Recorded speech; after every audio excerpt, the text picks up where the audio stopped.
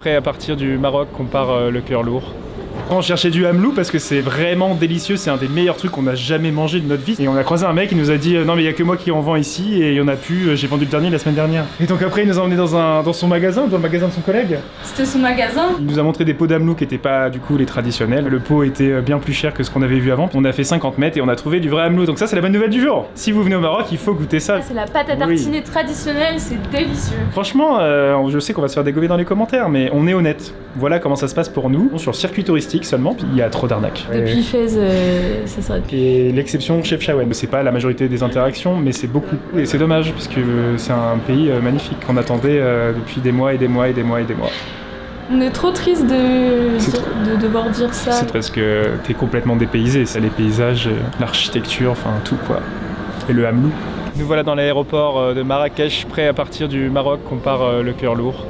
On est extrêmement déçus par ce voyage. Et encore une fois, c'est pas du tout tous les Marocains. Et on a eu quelques belles interactions quand même avec ces enfants, notamment dans la Palmeraie à Oufous. Et on sentait qu'ils étaient contents de nous partager leur culture et c'était sincère. Et nous, c'est ça dont on a besoin en voyage. On voyage pour faire des rencontres et te partager l'humanité, les bons échanges. Ce qui est important de préciser, c'est qu'on n'a jamais cherché l'hospitalité. On a toujours voyagé tout naturellement dans un pays en visitant les lieux phares. Donc à chaque fois qu'on t'a montré l'hospitalité d'un peuple, elle est venue à nous naturellement. On l'a pas cherché. Au Maroc, on a commencé à essayer et puis on s'est dit, mais en fait, on peut pas voyager comme ça. On est en train de faire du stop pour aller jusqu'à un village qui s'appelle Boutahar. Et apparemment c'est un village très très authentique puisqu'il y a une piste de 30 minutes.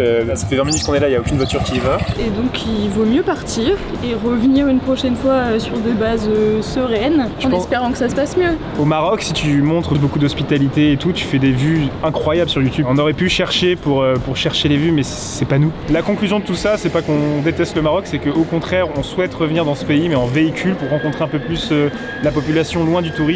Parce qu'on sait que le tourisme, malheureusement, ça travestit toutes les relations. Hier, on a vu un Italien distribuer de l'argent à des enfants qui étaient dans la rue en train de jouer au foot. Ils ont tous gueulé plus. Faut pas distribuer de l'argent comme ça à n'importe qui, sinon on encourage la mendicité et surtout pour les enfants. Il y a des enfants qui sont déscolarisés justement pour ça. Et derrière, c'est un adulte qui tire les ficelles, ça existe. Et nous, c'est hors de question qu'on participe à ça. Il y a aussi beaucoup de touristes qui sont responsables, qui sont parfois irrespectueux certainement. Ça va dans les deux sens et je pense que peut-être qu'il y a une usure, il y a une lassitude du tourisme. Je sais pas comment tout ça se produit, mais ça nous rend trop triste de finir le Maghreb sur cette note. Ouais. On se retrouvera une autre fois dans d'autres conditions et ça sera bien. Bon voilà, c'est la fin du Maroc.